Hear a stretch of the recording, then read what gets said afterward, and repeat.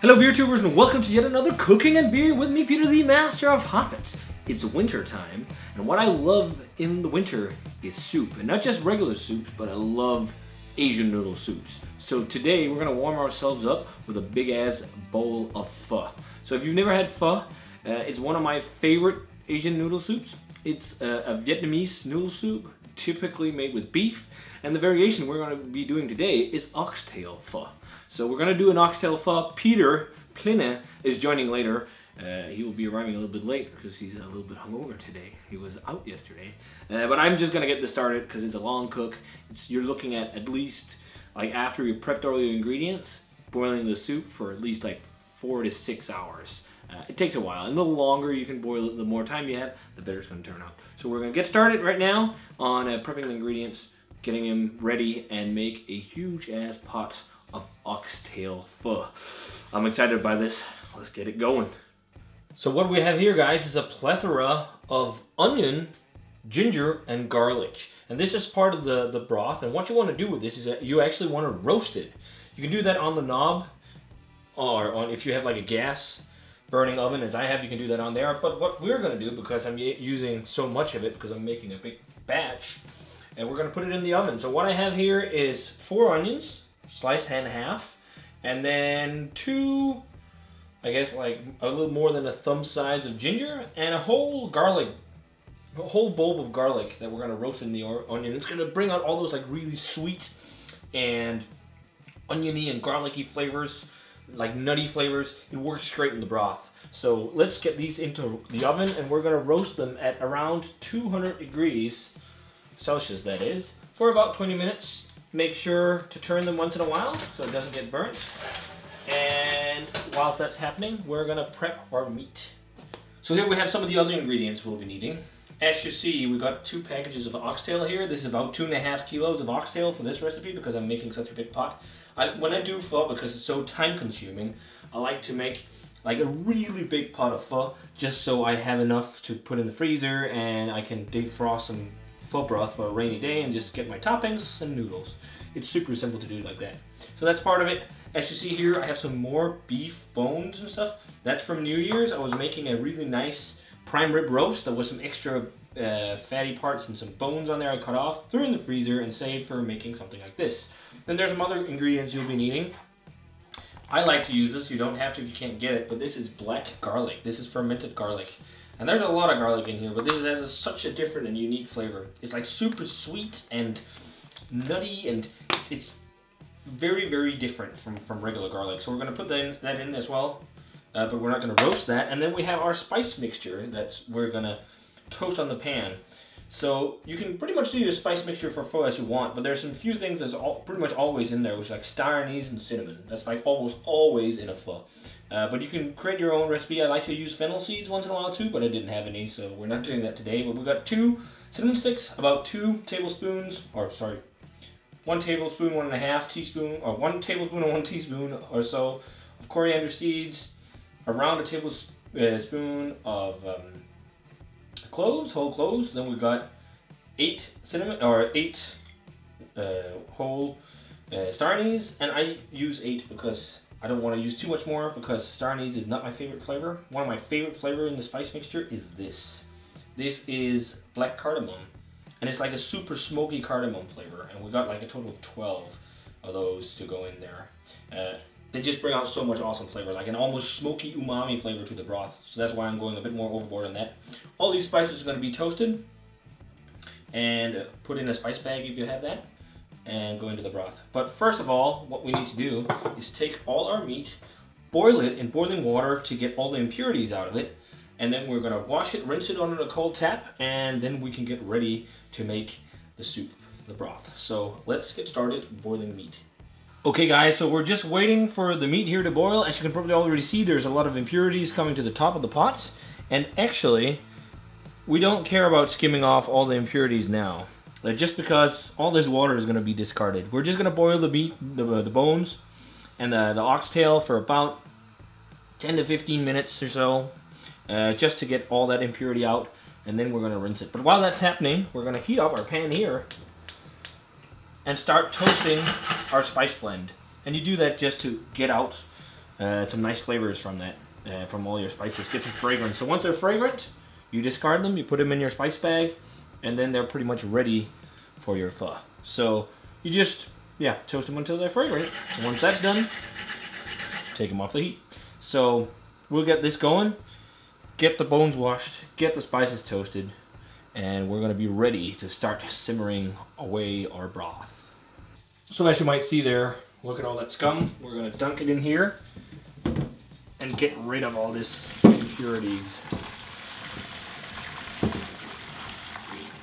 Ooh. And there we go. Almost not room, but there we go. Tons of steaming hot oxtail. And look at all the impurities in the sink. As you see, I was wearing these gloves because it was really hot to the pot. So what you want to do is you want to rinse all this, and you want to rinse down your pot very well to get rid of leftover impurities on that in there. And then we can get started on making the soup. Okay guys, so we got our pot of... Oh, and by the way, Peter is behind the camera now. Hello, hello. He made it with lunch too, which is great. So the oxtail is ready. We have our toasted ingredients. This is the ginger, so we're gonna put all this in the pot to get the soup going. And if you have some really burnt pieces on your onion, you can take that off, but leaving the skin on doesn't really matter. It's kind of like when you do regular soups as well. So we got almost all of our ingredients in the pot now. We got 8 liters of water in there. Because we're making such a big batch, I might need to add more water on the way. It's something to do with osmosis, I think, or something like that. Like you need a lot of water to draw out the flavors, and the more you have, the more you can draw out.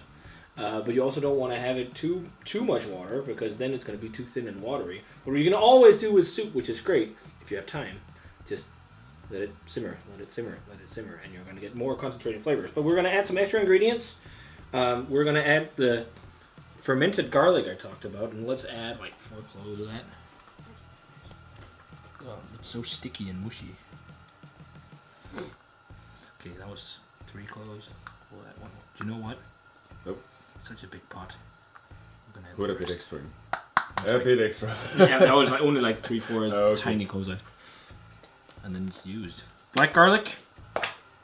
Then we got our little spice bag. That goes in as well. Mm-hmm. What's in there? They already know. Okay, I They don't. saw the making. But it's cinnamon sticks, cloves, coriander seeds, black cardamom, star anise. No Nice. fennel seeds this time because I forgot to buy it. Or I actually couldn't find it when I was down shopping. And then we got another little secret ingredient we use in this is palm sugar. So I'm gonna put that in there. Yellow palm sugar. And you can use cane sugar if you have that, for example, but it should be a darker sugar. And then we're gonna season it with about half a cup or so of fish sauce. This is like, and you need to get a really good fish sauce for this.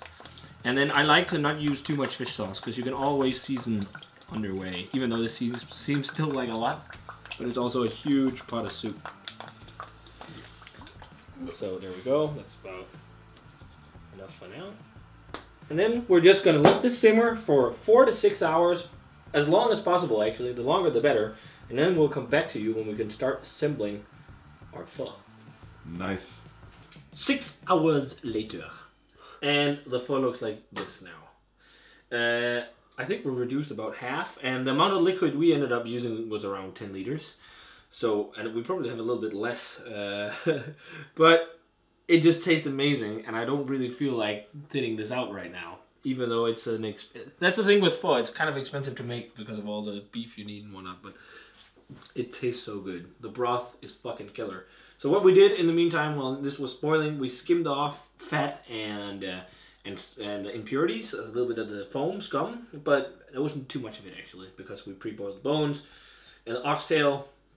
So what we need to do right now is separate all the stuff from the broth, and then we're going to heat the broth up a little bit again and then take away some of the last bit of fat and start to season it. But it turned out very good. So let's separate, maybe I'll wear these because I might need to hold the bottom of the pot here, but oh, it smells so good. Let's see here.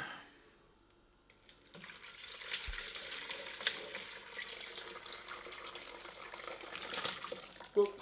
Flask. flask. Is that what you said? Yeah. There's just all kinds of gunk and delicious stuff in here. It's funny, when we were outside the apartment, we just went outside for a bit to get, well, buy the beer we're going to pair with this. And the entire staircase to the apartment, like outside, it just smells insanely good. It smells like pho. So, it's not a lot of broth, but it's going to be good. And what you can, I guess we'll try and taste it now and season it. We might add a little bit more water and boil it for a little bit longer. We'll see. But broth and beef separated. Now we just need to get this heated up. The broth. Okay, there's a good amount of broth. Probably like 5 liters or so. It would be nice to have a little bit more, of course. But what we're gonna do now is keep it heated up again. And you still see some gunks and whatnot. We're going to try and get that skimmed off as well. So see you guys. Once that's done and we're ready to start assembling our pho with our rice noodles and our different toppings. Okay, we're finally ready. About 6 hours later and the pho is done. We've strained it, we've peeled the oxtail or pulled the oxtail, everything, got toppings ready and whatnot. And you can pretty much mix and match however you want. So we're gonna top ours with the pho noodles, with the oxtail, thinly sliced beef, and then we got bamboo shoot, or not bamboo shoots, bean sprouts, pak choy, coriander, green onion, some chili and lime. And we also wanted to use holy basil or Thai basil, but the one we bought when we opened it was pretty shitty. It was not looking it had good. absolutely no taste and it looked kind of bad. Yeah. So yeah. We're just gonna In the assemble. trash. Are you ready? Let's assemble pho. Let's assemble. So first, Pho assemble. Pho assemble first noodles. So this is like the oxtail, guys. It's pretty fucking amazing, and I think you want a good amount of that. That oxtail is amazing. Yes. This is actually going to be a big portion. I hope you're hungry. Well, yes I am.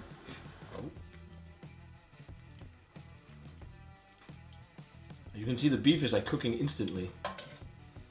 And maybe it's not as clear as could be, and maybe a little too dark for some, but for us this is going to be good enough. Actually, it would have been nice if we had a bigger bowl, but this is how we do it. And then we're going to garnish with some of the toppings. So we'll take some of the grilled pak choy, some coriander, some bamboo shoots,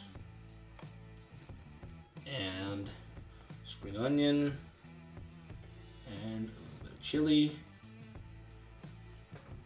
and a couple wedges of lime, and there you go. Oh, I feel sorry for you Homemade pho. This is gonna be amazing, guys. Oh, I can't wait. Now let's plate it up. It smells as good as it looks. Yeah. Let's plate up my plate and get to eating. Yes. Okay, guys, this cook is finally done. It took a while, but we're ready to have some delicious pho with Buddha beer. Yes. I've never had this. I think it's gonna be a shitty rice lager, but we thought it was funny, so that's why we got it. And our macro lager is from China. We couldn't find any Vietnamese beer to pair with this dish, but we got this instead. So it's a lager. Yeah, it's a rice lager. So that's what you'd expect from Asia, from China. Cheers in rice lager. See how this is. It was very clear. Very skunky. Yes. Oh, it's skunky. Skunky and ricey and sweet. Yeah. Yeah. It smells like a macro lager. But there we go. This is the pho. I think before we season or anything, I want to have a taste of the broth. Yes. Me too. Pour the beer in. Should we dig in? Yes. Oh, That is nice. That is really good. The spices really come through and everything. Oh, that works really well. And a little bit of everything. Yeah. Let's try some of the oxtail. Oh, big chunks of oxtail here. Yes. Yes. Oh. That is awesome. That has just absorbed all the flavors of the soup. Wow. Okay, and some of this cabbage. We have it's the pak choi. Pak choi, yeah. And it's just, we fried it on the pan beforehand in some peanut oil and salt. That's very nice. That's very nice. With all Works well together with everything. I want to try this thinly sliced beef. Yeah.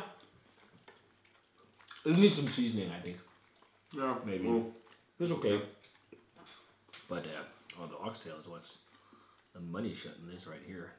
That's great. That is awesome. So let's get some noodles too.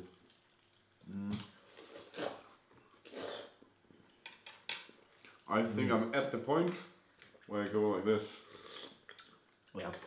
So this is what you do often with pho, is that you season it. So we have some lime wedges in here to season the pho. And then we put on some hoisin sauce. And sriracha. And this is the proper sriracha. The American one. The one with the cock. Yeah. Let's dig in. Let's do and it. try it now. This is how you do it. Mix it all up a little bit.